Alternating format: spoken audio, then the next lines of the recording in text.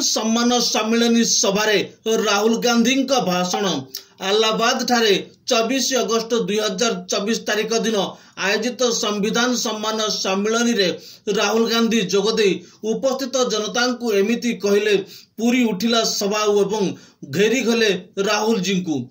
नमस्कार, Zee TV Bharat Odia news channel को आपन को स्वागत करुछि। मो रामदास चैनल को सब्सक्राइब कर सब्सक्राइब करंतु, खबर टी को शेष जाए देखंतु, भलो थिले गोटे लाइक दे अन्य को शेयर करंतु, आवश्यक स्थले कमेंट करी सचेतन करंतु। आसंतु देखिबा ओ जानिबा राहुल गांधी संविधान सम्मान सम्मेलनी सभारे वंचित शोषित व निष्पेषितंक पई संविधान रे कोन रहिछि व काहेकि एवं संविधान समाज व जनतांक पई कोन कहिले पूरा भाषण सुनंतु। सिपाहियों को जय भीम, जय संविधान, जय भारत। इलाहाबाद वीरों की भूमि है। यह शहर आजादी के युद्ध का केंद्र था और बाद में अंग्रेजों के खिलाफ भारतीय स्वतंत्रता संग्राम का केंद्र था। यहाँ बड़े बड़े आंदोलन छेड़े गए। श्री राहुल गांधी जी का आज हम इस धरती पर स्वागत करते हैं, जिनका इलाहाबाद से बहुत पुराना रिश्ता है, क्योंकि ये उनके परिवार और उनकी पैतृक भूमि है।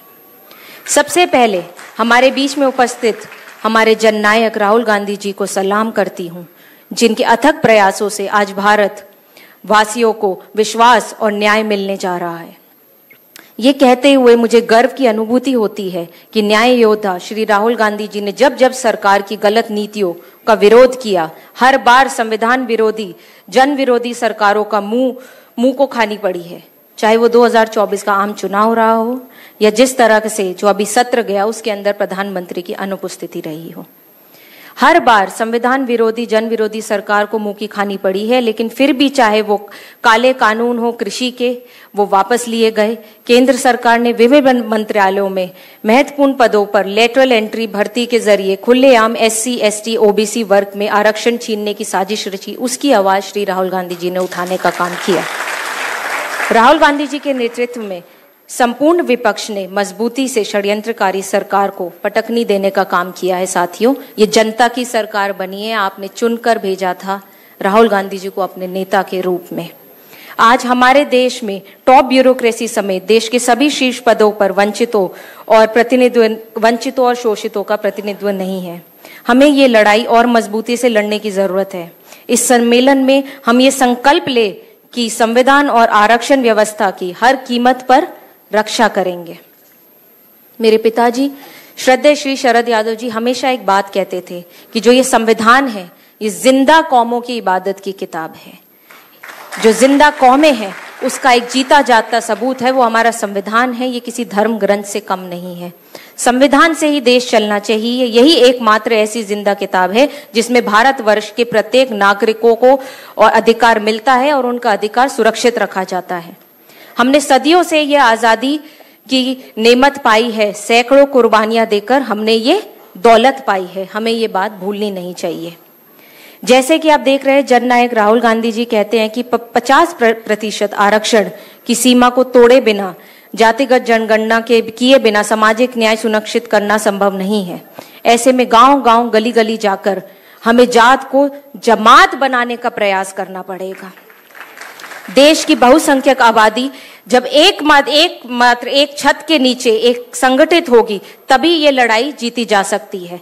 साथियों, राज सच्ची बोली से चलता है, गोली से नहीं चलता है। संविधान को बचाने के लिए ये लड़ाई हमारे जननायक न्याय योद्धा श्री राहुल गांधी जी के नेतृत्व में हम लोग लड़ेंगे और जीतेंगे भी। दुनिया की कोई ऐसी ताकत नहीं है जो भारत में उसका संविधान छीनने का काम कर सकती है। आप लोग यहाँ आए हैं इस सम्मेलन में। अपनी बात का मैं अंत करना चाहूंगी कि बाबा साहब ने जो दिया हमको मिलकर ये अधिकार है संविधान बचाने का, उसकी परवाह हमें नहीं है कि उसमें हमारे प्राण भी न्यौछावर हो जाए। ये विरासत में हमें बलिदान अपनाना ही पड़ेगा। इस सम्मेलन में उपस्थित तमाम संविधान प्रेमियों को मैं तहे दिल से शुक्रिया करती हूँ। जय हिंद, जय संविधान। और मैं मंच पर जिनको आप लोग सुनने आए हैं, राहुल गांधी जी को आमंत्रित करती हूँ। नेता प्रतिपक्ष राहुल गांधी जी।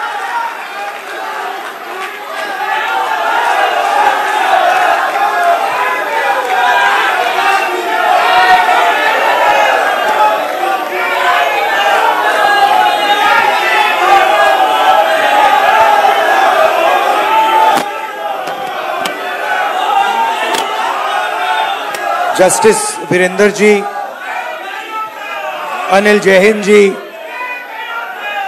अशोक भाट जी, सुशील पासी जी, न्याजी नदीम जी, रविकांत जी, आर.के. साहू जी, राजेश सचान जी, फ्रैंक हजूर जी, मीना कोटवाल जी, सुभाषिनी यादव जी, कांग्रेस पार्टी के सीनियर नेता, सिविल सोसाइटी के लीडर्स, मेंबर्स, मित्रों, आप सबका यहां बहुत बहुत स्वागत, नमस्कार।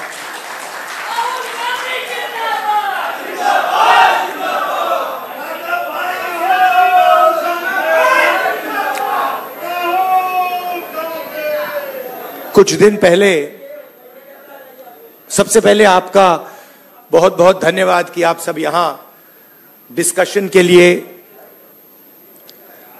आए, मेरी बात सुनने आए। इसके लिए आपको पहले ही मैं धन्यवाद करना चाहता हूं।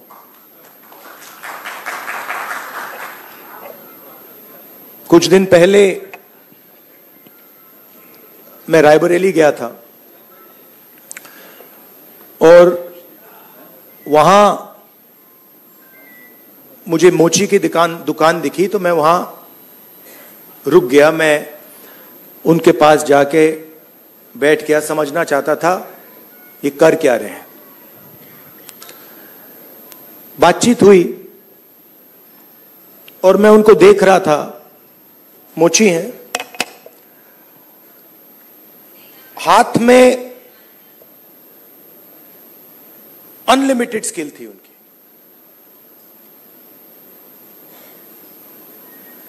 मतलब 30-40 साल का एक्सपीरियंस था। मैंने वो जूता लिया, मैंने बनाने की कोशिश की, वो मतलब सवाल ही नहीं उठता। मतलब मुझे 1-2 साल लग जाएंगे मतलब शुरू करने में। बातचीत हुई, मैंने पूछा क्या हो रहा है, कैसे चल रहा है। उन्होंने कहा ये जो मेरा बेटा है ये पहले मेरे साथ काम करता था, अब नहीं करता है, ये भाग गया, चला गया। तो मैंने कहा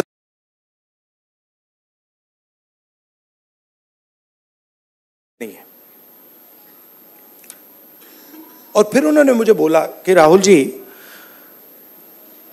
मेरी लाइफ में सिर्फ एक व्यक्ति ने, मेरे पिता ने मेरी रिस्पेक्ट की है और किसी ने मेरी रिस्पेक्ट नहीं की। और ये सब लोग मेरा मजाक उड़ाते हैं। तो मैंने कहा, उनसे कहा कि तुम्हें मालूम कैसे कि मजाक उड़ाते हैं? नहीं, कभी कभी तो मुझे सीधा बोल देते और कभी कभी दूसरे लोग मुझे आके कहते हैं। मैं जब जा रहा था, मैं सोच रहा था इतना हुनर है, इतनी स्किल है और किसी से इनको इज्जत नहीं मिल रही है। और ऐसे हजारों लोग हैं। और ये हिंदुस्तान में हर रोज हो रहा है। इस देश में हुनर की इज्जत है ही नहीं। जिसके पास स्किल है, जिसके पास हुनर है, जो काम करना जानता है, उसकी इज्जत है ही नहीं। रियलिटी है ये देश की। और ये सारे के सारे जो नेटवर्क्स हैं, 21वीं सदी में हम इसको नेटवर्क कह सकते हैं। चाहे ये बढ़इयों का नेटवर्क हो, मोचियों का नेटवर्क हो, धोबियों का नेटवर्क हो, इन सब में बहुत गहरी स्किल छुपी हुई है। हाथ मिलाने से पता लग जाता है। आप धोबी से हाथ मिलाइए, वो ऐसा दबाता है, हवा निकल जाती है। मैंने किया है। वो जैसे पकड़ता है, ऐसे लगता है कि भैया 10-15 लोगों ने पकड़ लिया हाथ। आप बढ़ई का हाथ पकड़िए, उसमें दिख जाता है।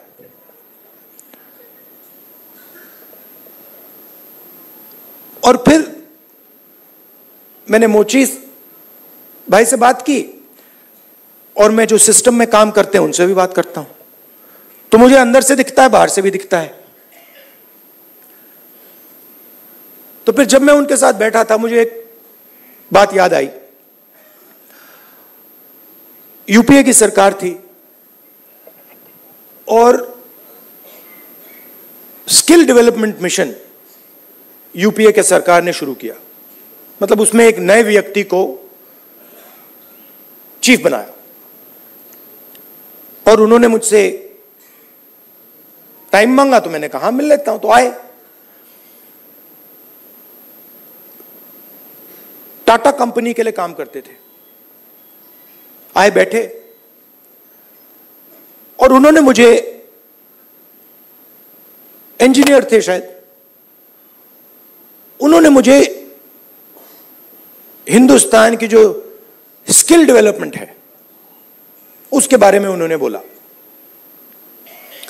और मैं सुना, आधा घंटा बोले कि हम आईटीआई बनाएंगे, आईटीआई में लोगों को ट्रेनर बनाएंगे। ये पूरा उन्होंने डिस्कशन किया, मैं सुन रहा था। और फिर मैंने उनसे सवाल पूछा। मैंने कहा देखिए, आप आईटीआई में ट्रेनर लाते हो, वो बढ़ई को कारपेंटरी सिखाता है, प्लम्बर बनाता है, मगर आपने एक बात कभी सोची? कहते हैं क्या? कि आप कह रहे हो स्किल डेवलपमेंट, मगर हिंदुस्तान में स्किल की तो कोई कमी नहीं है। मतलब आप आईटीआई में बढ़ई तैयार कर रहे हो, मगर हिंदुस्तान में लाखों बढ़ई हैं, उनसे आप क्यों नहीं ट्रेनिंग कराते?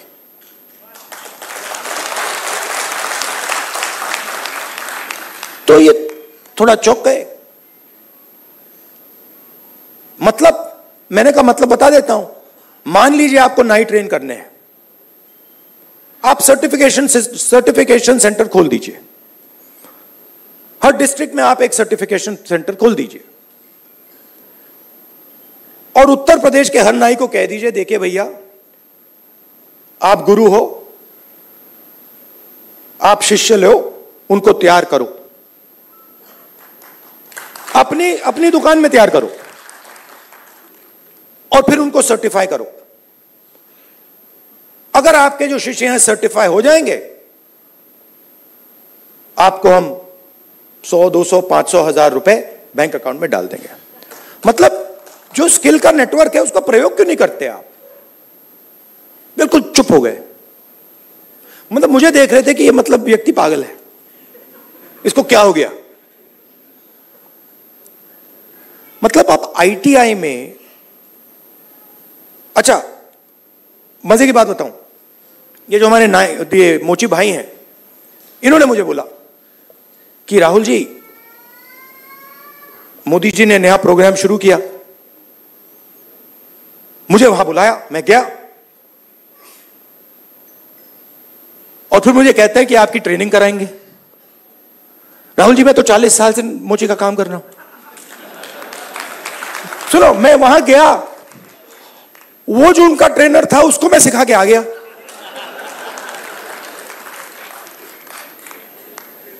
तो बात क्या है,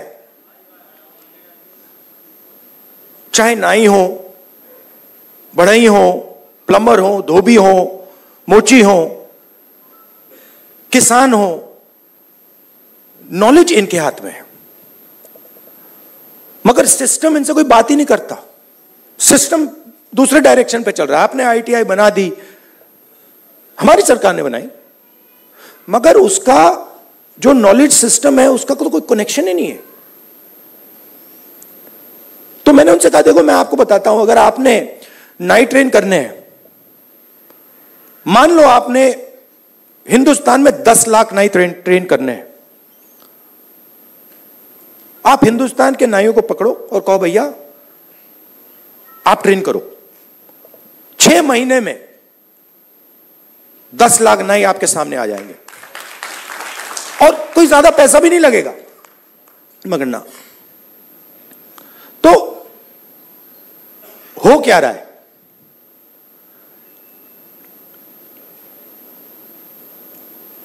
गाड़ी का इंजन होता है ना, उसमें सिलेंडर होते हैं। मोटरसाइकिल में कभी 1 सिलेंडर होता है, 2 सिलेंडर की होती है, ट्रक 8 सिलेंडर की, 10 सिलेंडर की होती है। हिंदुस्तान में मान लो, हिंदुस्तान के इंजन में 10 सिलेंडर है, काम सिर्फ 1 सिलेंडर कर रहा है। मतलब 90% लोग बाहर बैठे हुए हैं और देख रहे हैं, और उनके सिस्टम में कोई भागीदारी नहीं। उनके सिलेंडर में ना पेट्रोल मिलता है, ना मेंटेनेंस होती है, ना कोई चेकिंग होती है। 1 सिलेंडर छोटा सा टक टक टक टक टक टक टक टक चल रहा है। कह रहे हैं भैया दुनिया में, और कहते हैं भैया सुपर पावर बन जाएगा। कैसे सुपर पावर बन जाएगा? 90% लोग सिस्टम के बाहर बैठे हुए हैं, हुनर उनके हाथ में है, स्किल उनके हाथ में है, ज्ञान उनके हाथ में है, उनका कोई कनेक्शन ही नहीं है। तो इसीलिए हमने जाति जनगणना की बात उठाई है, और थोड़ा कंफ्यूजन है। देखिए, बीजेपी के लोग कह रहे हैं कि भैया देखो, हम जाति जनगणना करेंगे, उसमें ओबीसी का सेक्शन दे देंगे। जाति जनगणना, सबसे पहले सिर्फ वहां ओबीसी लिखना का कोई मतलब नहीं है। अलग अलग कम्युनिटीज हैं, हम हर कम्युनिटी की लिस्ट चाहते हैं,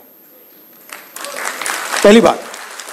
दूसरी बात, हमारे लिए यह सिर्फ सेंसस नहीं है, हमारे लिए यह पॉलिसी मेकिंग का फाउंडेशन है,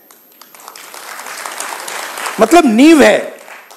और हम सिर्फ जाति जनगणना की बात नहीं कर रहे हैं, मैं यहां क्लियरली कहना चाहता हूं, जाति जनगणना से सिर्फ आबादी पता लगेगी, वो बहुत जरूरी कदम है,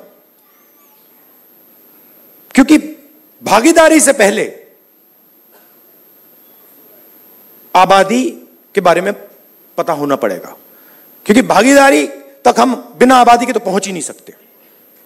मगर आबादी लास्ट कदम नहीं है। आप ये मत सोचिए कि आइडिया ये है कि भैया जाति जनगणना हो गई, उसमें सबकी गिनती हो गई और बात वहां खत्म हो जाएगी। नहीं, ये मेरा विजन नहीं है, ये पहला कदम है। मेरा विजन है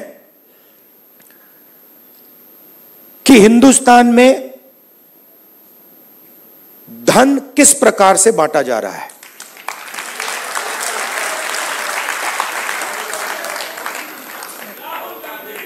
ओबीसी के हाथ में कितना है, दलितों के हाथ में कितना है, मजदूरों के हाथ में कितना है,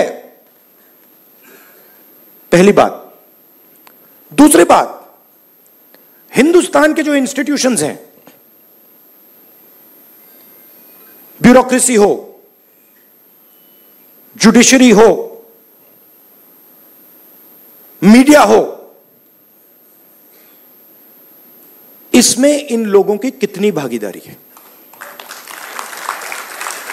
मतलब हम ये समझना चाहते हैं कि कॉन्स्टिट्यूशन ने कहा था कि एक व्यक्ति को 1 वोट मिलेगा, मतलब सारे के सारे हिंदुस्तान के जो सिटीजन्स हैं वो समान, एक समान है, एक जैसे हैं। तो हम ये पूछ रहे हैं कि अब 70 साल हो गए, कॉन्स्टिट्यूशन हमारे सामने है, इसका समाज पर इफेक्ट पड़ा है, हां या ना, और कितना पड़ा है?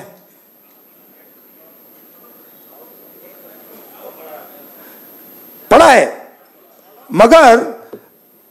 मगर अगर मैं कॉर्पोरेट इंडिया को देखूं और लिस्ट निकालूं और हिंदुस्तान के 500 सबसे बड़े उद्योगपतियों की लिस्ट निकालूं, मैंने निकाला है, उसमें आपको एक भी दलित एक भी आदिवासी, एक भी पिछड़े वर्ग का व्यक्ति नहीं मिलेगा। और सिर्फ कॉर्पोरेट इंडिया की बात नहीं कर रहा हूं, आप जुडिशरी देख लीजिए, कॉर्पोरेट इंडिया देख लीजिए, मीडिया देख लीजिए। आप मुझे बता दो, नेशनल मीडिया में दलित एंकर का नाम बता दो मुझे, आदिवासी एंकर का नाम बता दो, ओबीसी एंकर का नाम बता दो, कौन है बता दो। तो नैरेटिव बनाते ना। आप देखिए, हिंदुस्तान में 50% आपने कहा कि आधी आबादी ओबीसी है, उसमें आप 15% दलित जोड़ दीजिए, 8% आदिवासी जोड़ दीजिए। माइनॉरिटीज की बात मैंने अभी की भी नहीं, 73 आता है। 73% दलित, आदिवासी, ओबीसी।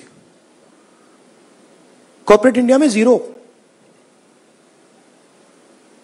मीडिया में 0,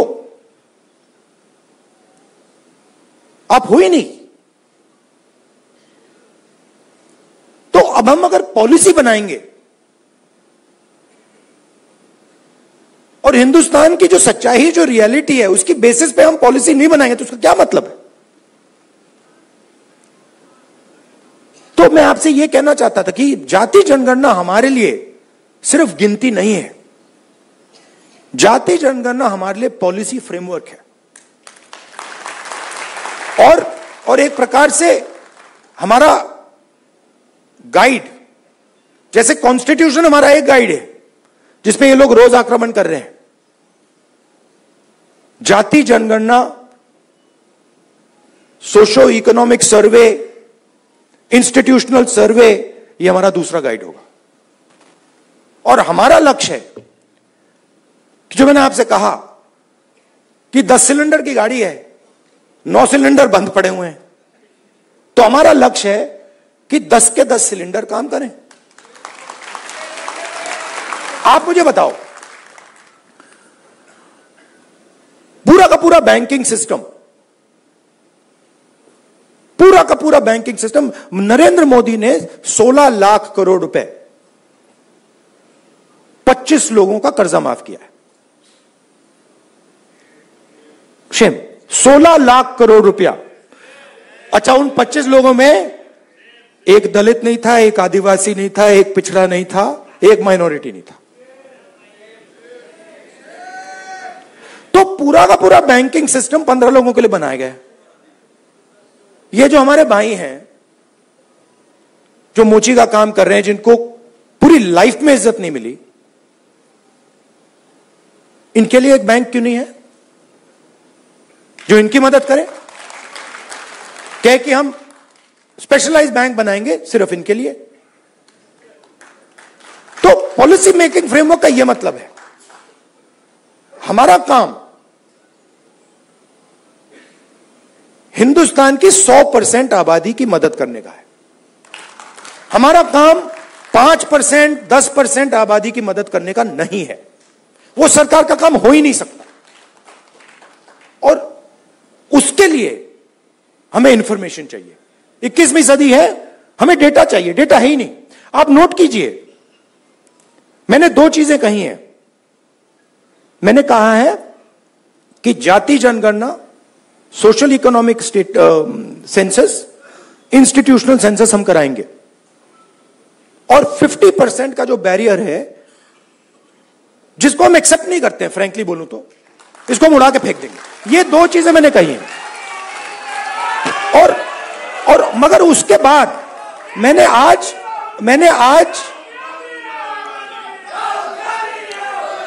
तक, सुनिए, आज तक उसके बाद हम क्या करेंगे मैंने नहीं बोला है, क्योंकि पहले मैं चाहता हूं कि हमारे सामने डेटा हो कि भैया इतने दलित हैं, हिंदुस्तान के इंस्टीट्यूशन में उनकी इतनी भागीदारी है। रिजर्वेशंस की बात होती है मगर चांस नहीं मिलता। सच्चाई है, सब जानते हैं। उल्टा उल्टा उल्टा हो जाता है, लैटरल एंट्री हो जाती है, लैटरल एंट्री हो जाती है। मैं आपको गारंटी देता हूं लैटरल एंट्री में आपको 90% का कोई नहीं मिलने वाला। एक साइड आपको लैटरल एंट्री से मारते हैं, दूसरे साइड कॉन्ट्रैक्टर। तो मतलब नीचे देखो वहां पिटाई हो रही है, ऊपर देखो वहां पिटाई हो रही है, साइड देखो वहां पिटाई हो रही है, मतलब जहां भी देखो। और 90% आपकी आबादी है। अब अगर आपकी 10% होती तो कोई कह सकता हाँ भैया 10% आबादी है, ठीक है, बट 90% आबादी आपके बिना देश ही नहीं चल सकता। और फिर मीडिया में आपको दिखेगा भैया, एक पहले क्या होगा, वो बॉलीवुड की बात करेंगे, वहां पे डांस गाना दिखेगा, उसमें भी आपको कोई 90% का नहीं मिलने वाला, कोई नहीं मिलेगा। मैंने चेक किया भाई, मैंने लिस्ट निकाली है। मैंने कहा भैया मिस इंडिया की लिस्ट निकाली मैंने कहा देखता हूं,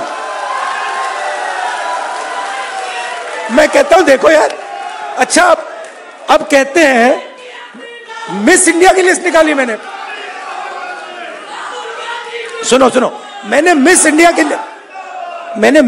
लिस्ट निकाली, कहा ठीक है देखते हैं।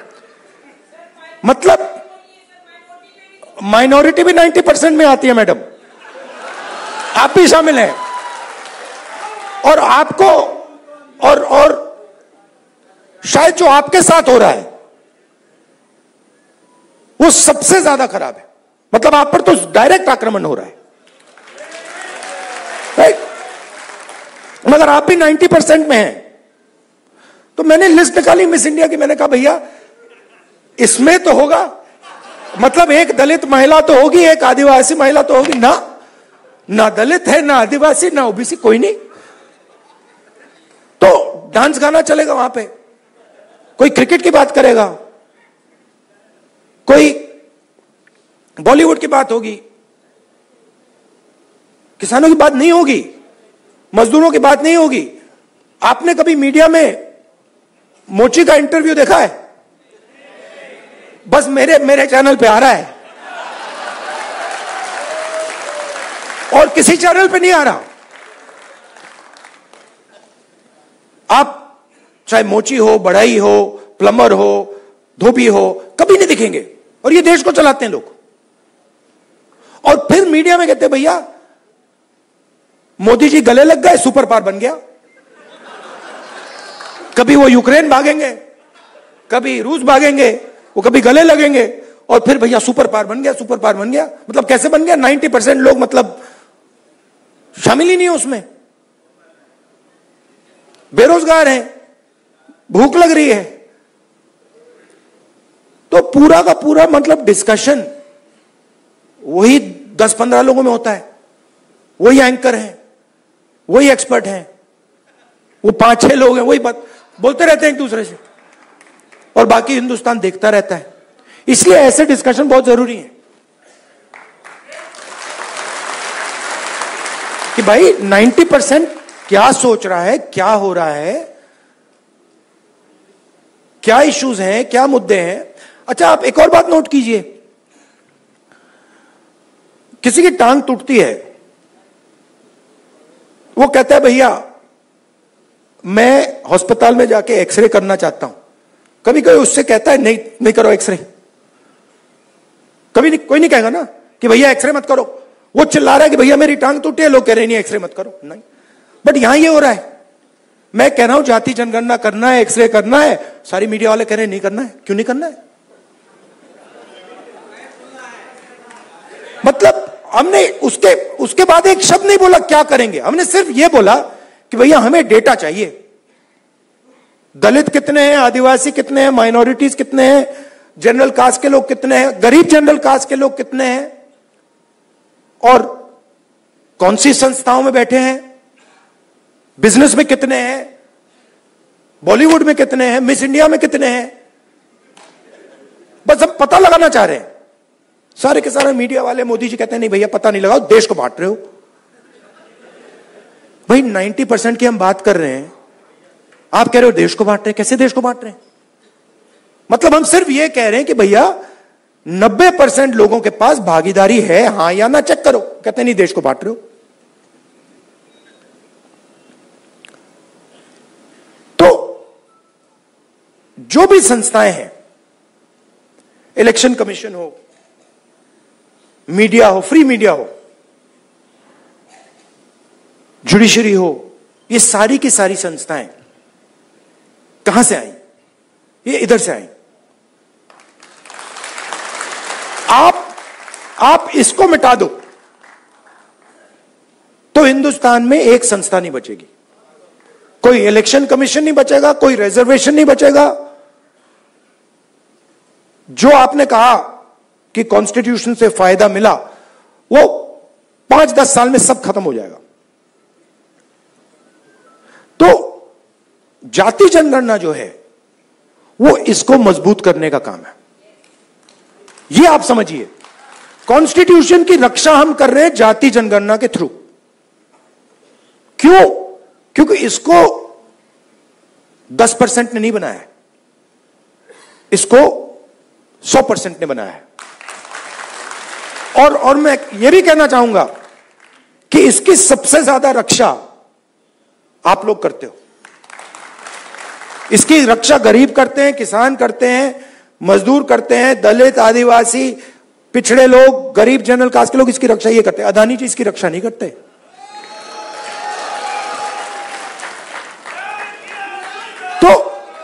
तो जाति जनगणना जो है, जिसको कास्ट सेंसस कहते हैं, इंस्टीट्यूशनल सर्वे जो हम करवाना चाह रहे हैं, इकोनॉमिक सोशल सर्वे जो हम कराना चाह रहे हैं, वो सब इसकी रक्षा है। क्योंकि मुझे लगता है कि अगर हमने 90% को भागीदारी नहीं दी और 90% को हमने हिंदुस्तान के स्ट्रक्चर में शामिल नहीं किया, तो यह नहीं बचेगा। तो इसीलिए यह पैरेलल ट्रैक है। मुझसे किसी ने पूछा, आप संविधान की बात कर रहे हो और आप जाति जनगणना की बात कर रहे हो और आप रिजर्वेशन को 50% से बढ़ाने की बात कर रहे हो। मैंने कहा तीनों एक ही चीज है। ये दोनों जो चीजें हैं इसको बचाने की। क्योंकि अगर हम देश में 90% लोगों को भागीदारी नहीं देंगे तो ये नहीं बचने वाला। और हमारा लक्ष्य इसको बचाने का है। ये हिंदुस्तान के गरीब लोगों का प्रोटेक्शन है, किसानों का, मजदूरों का ये प्रोटेक्शन है। इसके बिना, जैसे पहले होता था राजा महाराजा के टाइम में, जो मूड में आता था कर देते थे। वो मोदी जी मॉडल चलाने की कोशिश कर रहे हैं, महाराजा वाला, वो शहंशाह वाला मॉडल। हमने मोदी जी को यह करवा दिया।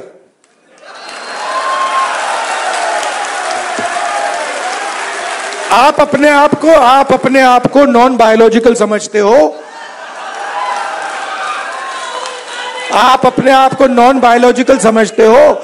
आप अपने आप को डायरेक्ट भगवान के साथ कनेक्शन समझते हो। Wrong number. Wrong number. चुनाव के एकदम बाद ये मैंने कहा, देखो हिंदुस्तान के किसानों ने, मजदूरों ने सिर झुकवा के कॉन्स्टिट्यूशन से मत्था लगवा दिया।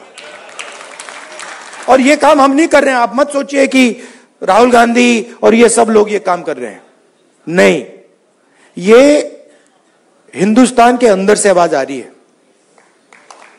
हम उस आवाज को सुन रहे हैं बस।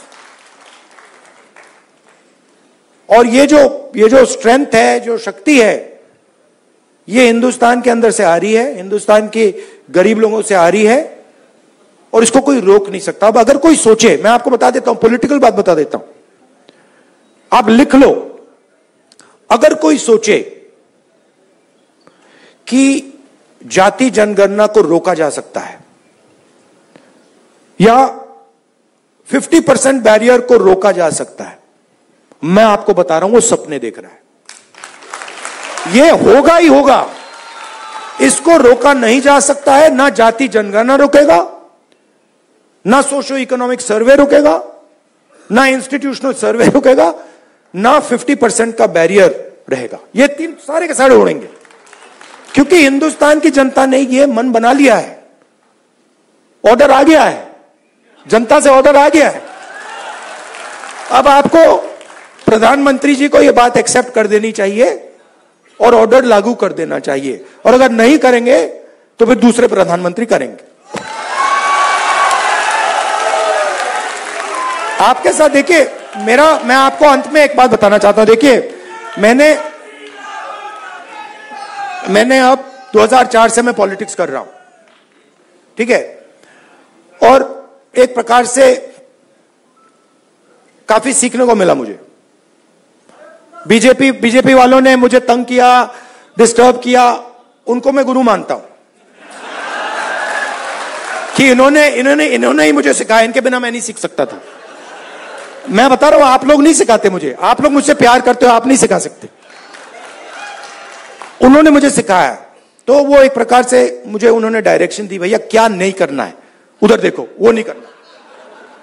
तो एकदम मुझे पता लग जाता है, मैं सुबह उठता हूं, क्या नहीं करना, उधर देखता हूं, अच्छा वो नहीं करना, ऑटोमेटिक है। वो मेरी ओर देखते हैं, कहते हैं भैया क्या नहीं करना, वो राहुल गांधी कर रहा, मत करो। तो ये तो बिल्कुल मतलब पता नहीं आइडियोलॉजिकल है, खून की पता नहीं कौन सी लड़ाई है, बट ये मतलब शायद पता नहीं कब से चल रही है और ये खत्म नहीं होगी। मगर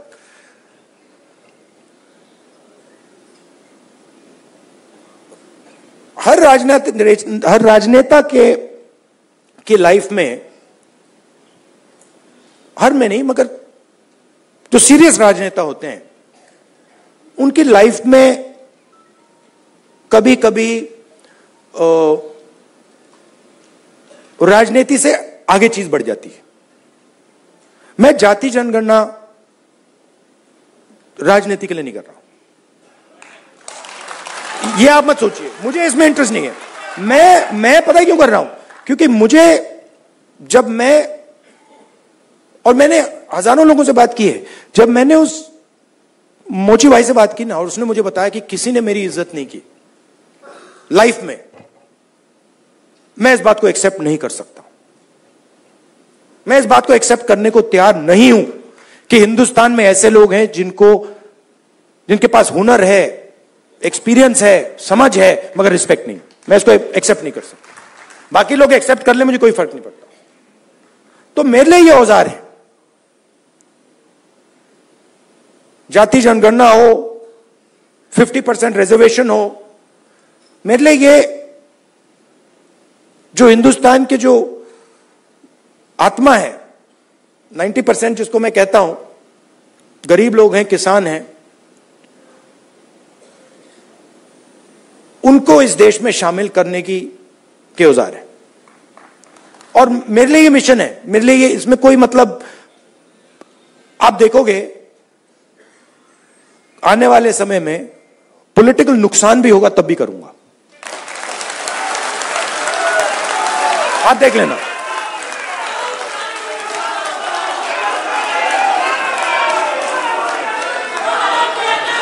तो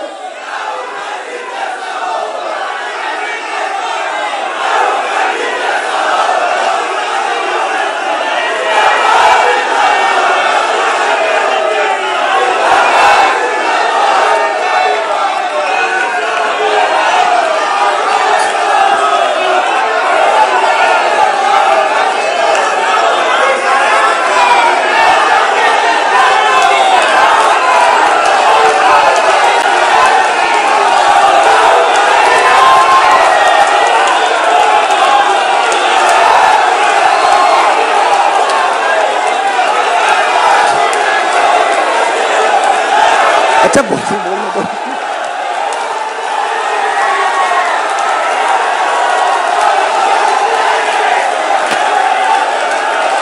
क्या बोलने तो दीजिए।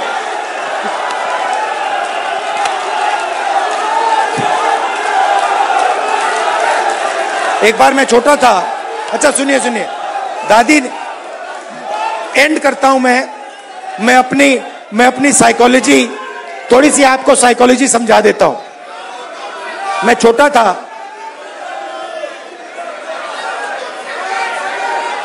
सुनिए सुनिए, थोड़ी सी मैं आपको, तो हुआ क्या, एक दिन एक जर्नलिस्ट आए मेरे पास। Love you brother. एक जर्नलिस्ट आए मेरे पास, सीनियर जर्नलिस्ट हैं, तो आप वो मेरे पास आए, जो मैंने आपको अभी बोला ना, नुकसान हो जाएगा तो भी करूंगा, तो उसको समझा रहा हूं। तो सीनियर जर्नलिस्ट आए, बैठे मेरे पास, उन्होंने कहा राहुल जी, एक सेकंड भाई, आए मेरे पास सीनियर जर्नलिस्ट, और उन्होंने मुझे कहा राहुल जी,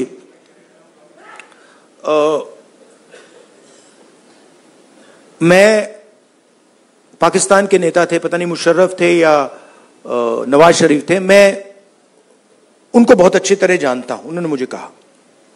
तो मैंने कहा, तो उन्होंने कहा कि मैं उनसे जाके मिला, और मैंने उनसे कहा कि देखिए, अगर आपने हिंदुस्तान और पाकिस्तान के बीच में पीस करवा दी तो बहुत अच्छा होगा। तो फिर उस व्यक्ति ने, पता नहीं मुशर्रफ था या कौन था, मुशर्रफ ने कहा क्यों, और जर्नलिस्ट ने कहा कि क्योंकि अगर आप हिंदुस्तान और पाकिस्तान के बीच में पीस करा दोगे तो सदियों के लिए लोग आपका नाम याद रखेंगे। लॉजिक ये थी। मैं सुन रहा था, मुझे बता रहे थे, मतलब कि आपको नाम याद रखवाने के लिए काम करना चाहिए। मतलब मैं सोच रहा था, और जैसे मैं सोच रहा था, सुन रहा था उनकी बात, मुझे एक बात और याद आई। यही सवाल मैंने दादी से पूछा था जब मैं छोटा था। मैं दादी के पास गया, मैंने कहा दादी,